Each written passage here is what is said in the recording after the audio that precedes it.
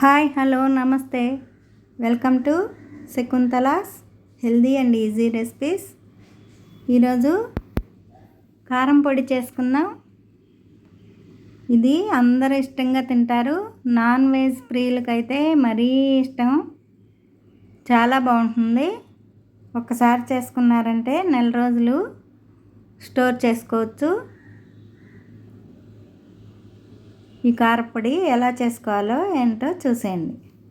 మన ఛానల్ని మొదటిసారి చూస్తుంటే సబ్స్క్రైబ్ చేసుకోండి.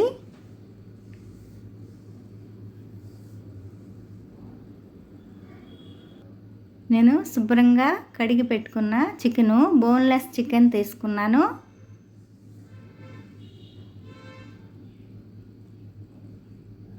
త్రీ 300 గ్రామ్స్ తీసుకున్నాను.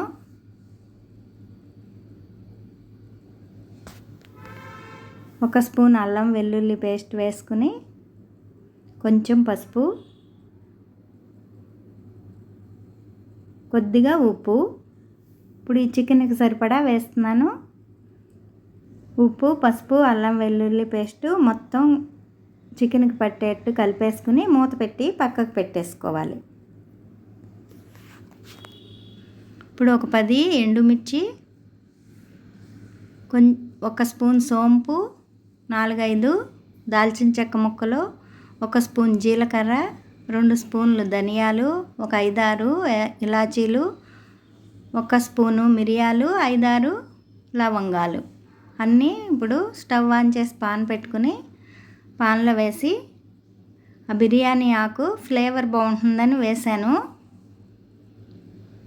మొత్తం అన్నీ డ్రై రోస్ట్ చేసుకోవాలి. ఆయిల్ ఏమీ అవసరం లేదు. అవి కొద్దిగా వేగాక ఒక 1/2 స్పూన్ మెంతులు కూడా వేసుకుంటే ఫ్లేవర్ బాగుంటుంది. వేసుకుని అవి వేపుకుని కొంచెం కరివేపాకు, కడిగి ఆరబెట్టిన కరివేపాకు కూడా పచ్చిదనం పోయే వరకు వేపుకుని పక్కకు పెట్టేస్తే అవి చల్లారుతాయి. అదే పాన్లో నేను ఆయిల్ వేసి కొద్దిగా ఎక్కువ అవసరం లేదు. చికెన్ ఫ్రై చేసుకోవటానికి మనం కలిపి పక్కన పెట్టుకున్న చికెన్ని వేసి ఫస్ట్ 2 నిమిషాలు హైలో పెట్టి తర్వాత వెంటనే కదపకుండా ఆ సైడ్ వేగాక ఇంకో సైడ్కి కలుపుకుని ఇప్పుడు మీడియం ఫ్లేమ్లోకి మార్చుకుని లోపల నుంచి బాగా కుక్ అయ్యి వేగేట్టు వేపుకోవాలి. చక్కగా అంతా అన్ని పక్కలకి కలుపుకుంటా చక్కగా వేపుకోవాలి. ఎర్రగా వేగాలి.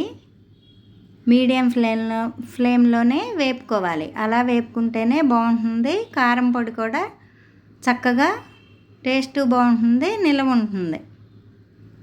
లోపల పచ్చి లేకుండా చక్కగా వేపేసుకుని అవంతా తీసుకుని ప్లేట్లోకి చల్లారబెట్టుకోవాలి. నేను ఆ పాన్లో ఆయిల్ అంతా గిన్నెలోకి తీసేసి 1 స్పూన్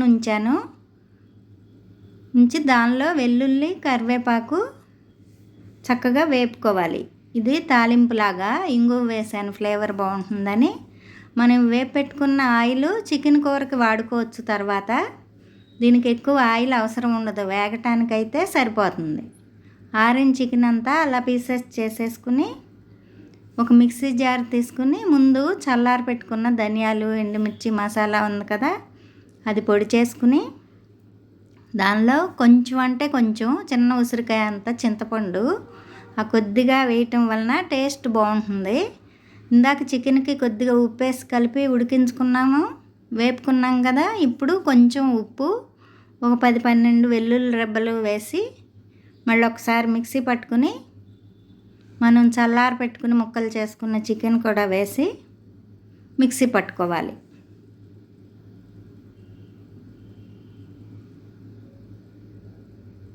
మొత్తం అంతా అలా మిక్సీ పట్టుకుంటే పొడి పొడిగా బాగా వస్తుంది. ఇందాక వెల్లుల్లి, కరివేపాకు, ఇంగు వేసి తాలింపు పెట్టుకున్నాం కదా 1 స్పూన్ ఆయిల్లో, అది ఆ పాన్లో వేసేసి మొత్తం అంతా చక్కగా కలిసేట్టు కలుపుకుని పూర్తిగా చల్లారిపోయాక పొడిగా ఉన్న గాజు సీసాలో మనం స్టోర్ చేసుకుంటే నెల రోజుల పాటు నిల్వ ఉంటుంది. టేస్ట్ సూపర్ ఉంటుంది. వేడివేడి అన్నంలో కొద్దిగా నెయ్యి వేసుకుని మొదటి ముద్దలో తింటే చాలా బాగుంటుంది. నాన్ వెజ్ ప్రియులకైతే ఇది చేసి పెట్టారంటే చాలా ఇష్టంగా తింటారు. బ్యాచిలర్స్కి, పిల్లలు హాస్టల్లో ఉండే పిల్లలకి, వర్కింగ్ ఉమెన్స్కి బాగా ఉపయోగం. Thanks for watching.